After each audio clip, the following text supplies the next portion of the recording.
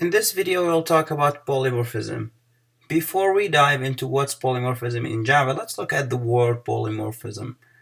So this comes from the word morph, and morphing is changing from one form to the other.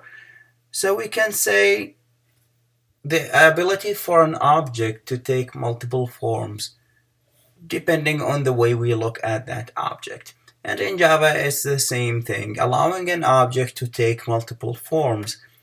Let's look at an example that is going to clarify things up. So if we look at this figure right here, we have employee as the superclass. And then we have part-time employee as our subclass. Now, suppose that I have a method that's called work in class employee. Since we have inheritance in here, it tells me that anything that comes in this class will automatically be inherited by this parent class or this child class. So supposing that I have a method here that's called work, and I'm trying to create objects and calling that method.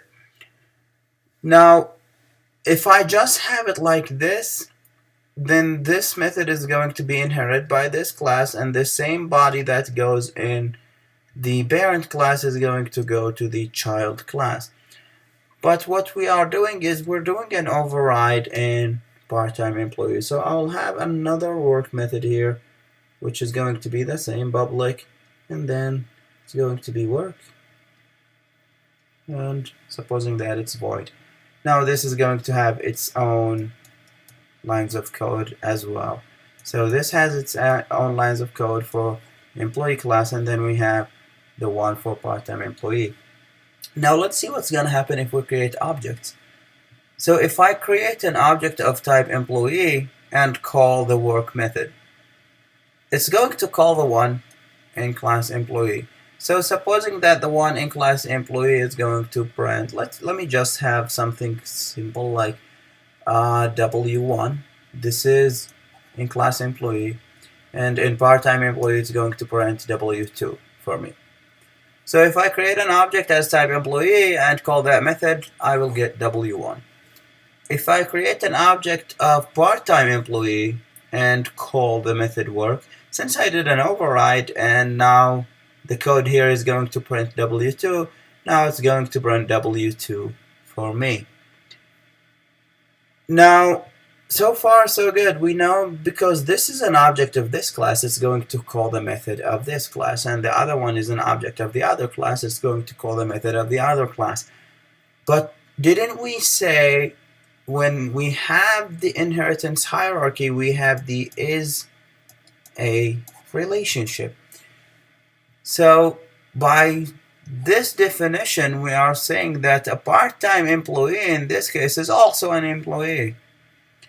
So what I'm saying is, how will I know which one to call? I'm saying this is an employee at the end. Part-time employee is an employee at the end. So let's look at a different scenario, a little bit different scenario, but we're talking about the same classes. Now, since I said we have the is a relationship, and I said part-time employee is also an employee, then can I define a part-time employee object and store it in employee object? So can I say something like employee, let's say E is equal to new part-time employee, and so on, and then I use the constructor. So if this is gonna work, this means this is true, and this indeed is going to work. So if we try this in Java, this is going to work because part-time employee is nothing but an employee, and we have the is a relationship. Now, when I call the work method that we talked about in the previous slide, will I get the one that is created in this class or the one that's created in this class? At the end, I'm having an object of type employee, but this object is part-time employee. So which work method is going to be called, and how can we decide on which work method is going to be called when I create an object this way? This takes me to the subject of static versus dynamic binding. Now, when we have the object of part-time employee and we create it as part-time employee, when we call the work method, this will be resolved at compile time. So the compiler will see this is a part-time employee and we are creating it. Let's say E is equal to new part-time employee. The compiler will know, okay, this is the same as this, so when I will call the one that is in the class. And this is what we call static binding.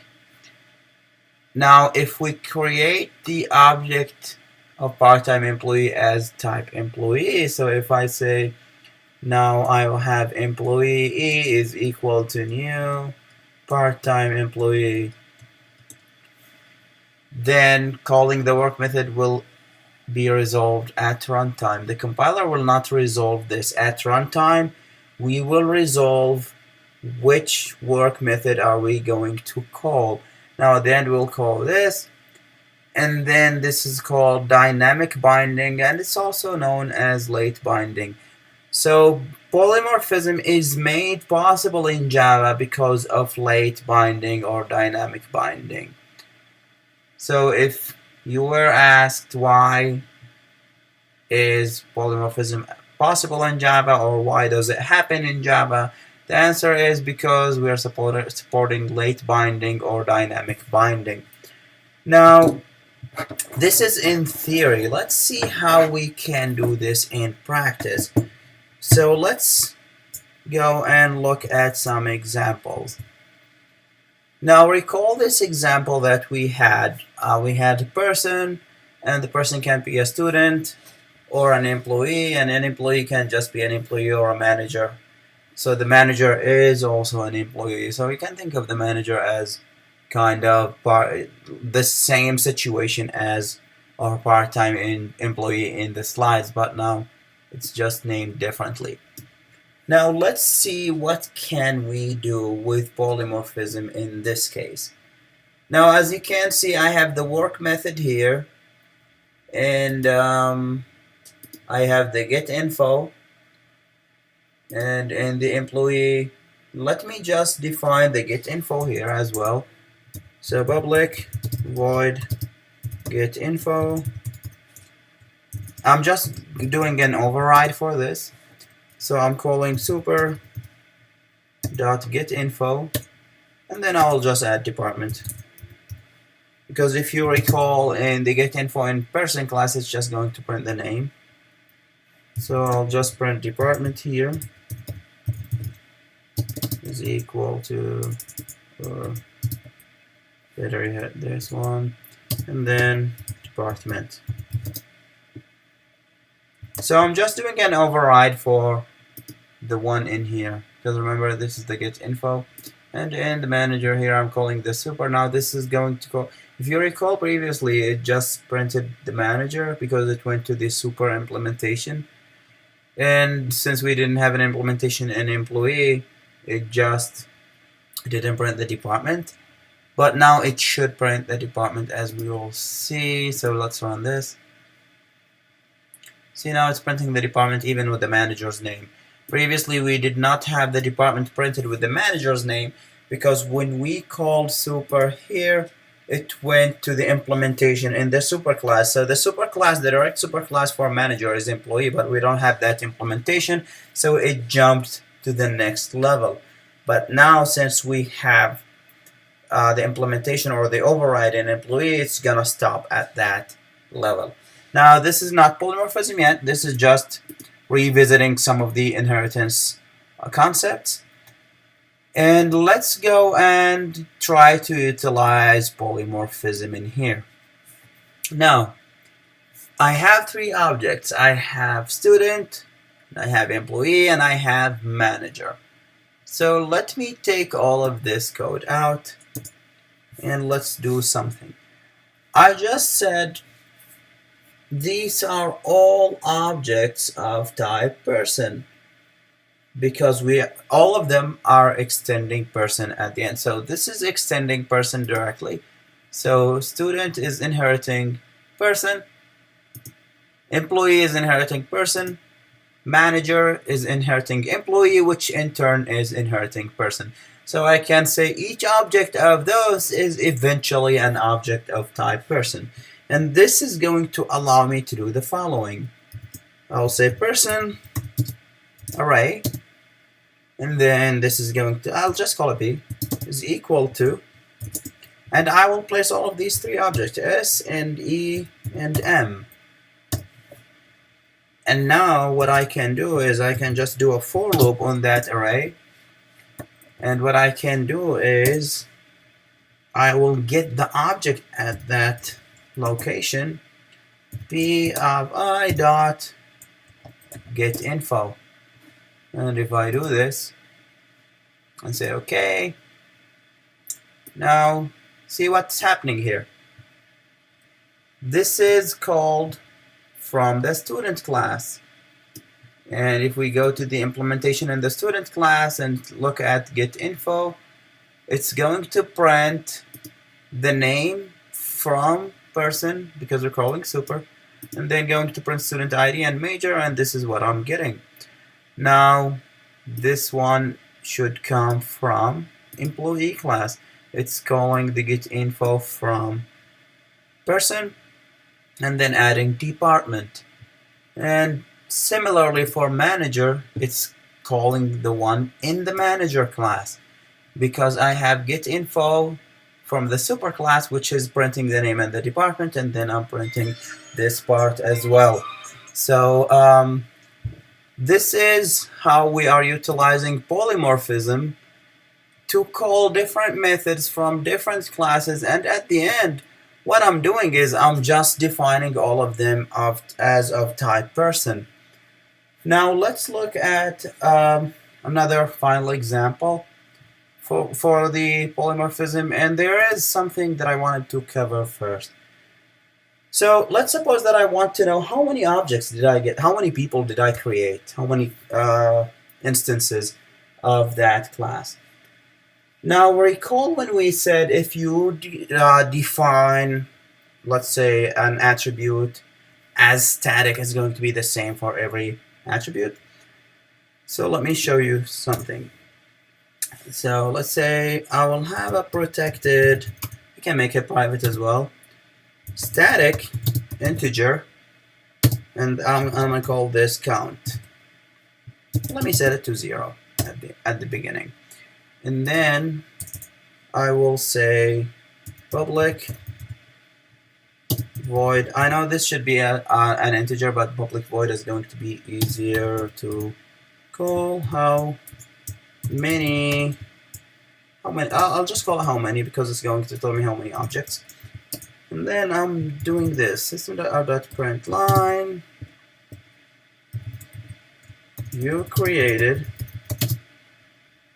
and then plus count plus objects of type person. You can do this with other classes as well. But then every time I call the constructor, what I'm doing is count plus plus. And let me go in my driver class, and after my loop, what I'm doing is let me with any object, so I'll say s, for example, dot how many, because it's going to be there for all of them. And if I run this, it's going to say you created 3 objects of type person. Now let me show you something. Why do we need to use static? Because static is going to keep the same value for all classes. So when I change this, it's going to be changed for all of the other instances. If I remove the static keyword and I run this back again, it's going to say you created 1 object. Because remember, if I create it as static and I do any change, the change is going to carry over to all other objects. If it's not static, the change is not going to carry over to the other objects. So let me just go back and create this as static again. And this is how you count how many objects of a certain class did you create. Now obviously you can go ahead in the driver and create another array. So I can just do employee array, and let me call it is for employees, and then this is going to hold E and M.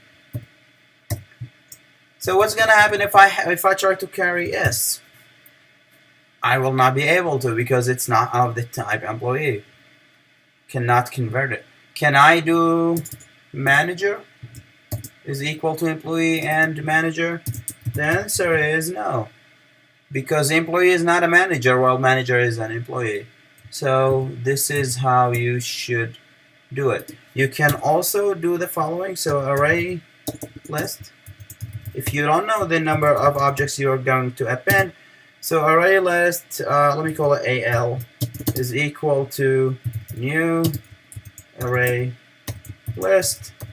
And then you put the type here. I'm gonna do it person. And this is going to be an empty array list. And then let me just import. And every time you want to add an object to the array list, you can say al.add, and then I can add s. I can also do al.add. I can add e, for example, and then al.add, and let's try to add m. So I can just have this as my array list. And the advantage of this again is you don't have to specify the number of instances you're going to store in advance, but then you can loop over them. And if you want to get any of the objects, you can say al.get and then provide it with an index. So get 0 is going to provide you with s, and then you can just say dot, and then you call whatever method that you want on that object. And this is polymorphism.